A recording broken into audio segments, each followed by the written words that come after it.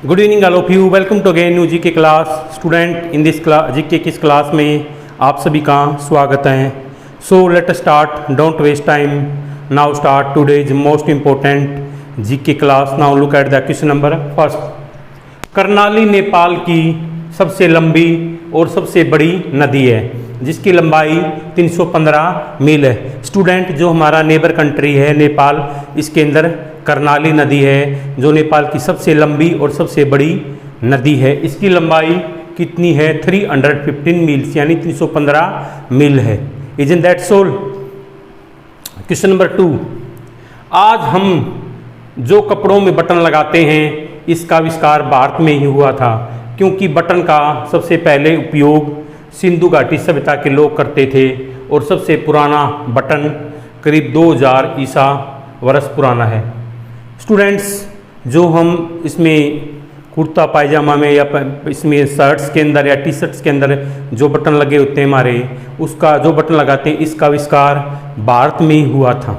जो बटन लगाते हैं सबसे पहले सिंधु घाटी सभ्यता के लोग इस बटन का प्रयोग करते थे और जो बटन भाई प्रयोग करते थे, और सबसे पुराना बटन, सबसे जो पुराना बटन है करीब 2000 यानी 2000 वर्ष ईसा वर्ष पुराना है।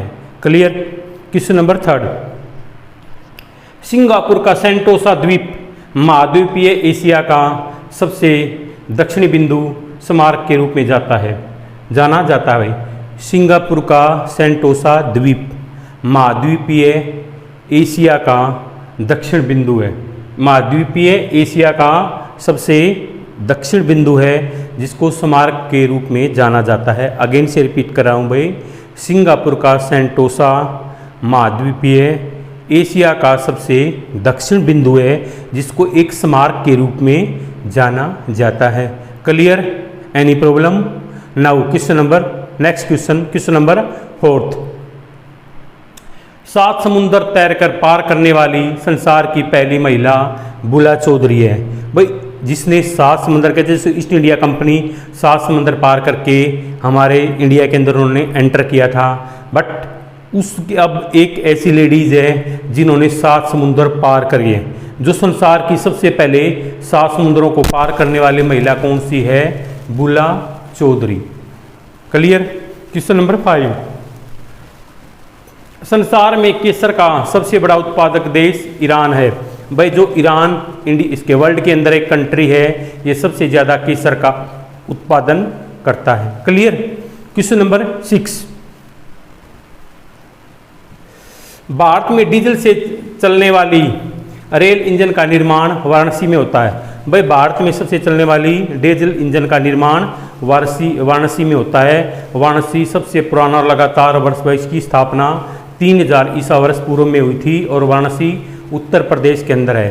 तो डीजल से चलने वाले रेल इंजन का निर्माण कहाँ पर होता था? वाराणसी के अंदर होता था।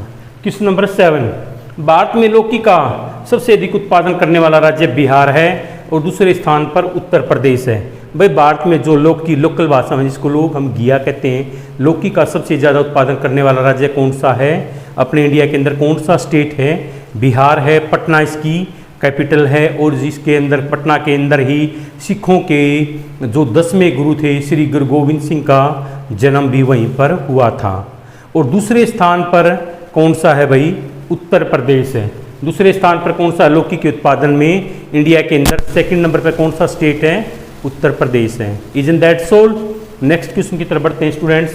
केरल में बना Lulu international shopping mall Bharat का सबसे बड़ा शॉपिंग मॉल है भाई। केरल अपने इंडिया के अंदर एक स्टेट है, तिरुवनंतपुरम इसकी कैपिटल है। 100% एजुकेटेड स्टेट है। तो केरल के अंदर बना कौन सा? लुलु इंटरनेशनल शॉपिंग मॉल भारत का सबसे बड़ा शॉपिंग मॉल है। क्लियर? नेक्स्ट क्वेश्चन भाई, क्वेश्चन नंबर 9। हेयर शैम्पू का आविष्कार भारत में ही हुआ था। शैम्पू शब्द संस्कृत के चंपू से आया है जिसका अर्थ है मालिश करना। कि भाई आप जो हेयर के अंदर जो है इसे शैम्पू वगैरह यूज करते हो, शैम्पू का आविष्कार कहाँ? भारत में ही हुआ। शैम्पू शब्द संस्कृत के चंपू शब्द से आया है जिसका अर्थ है मालिश करना। जिसका अर्थ क्या भाई? मालिश करना। Now question number 10 and today's class of question number 10 and today's class of last question of today's class.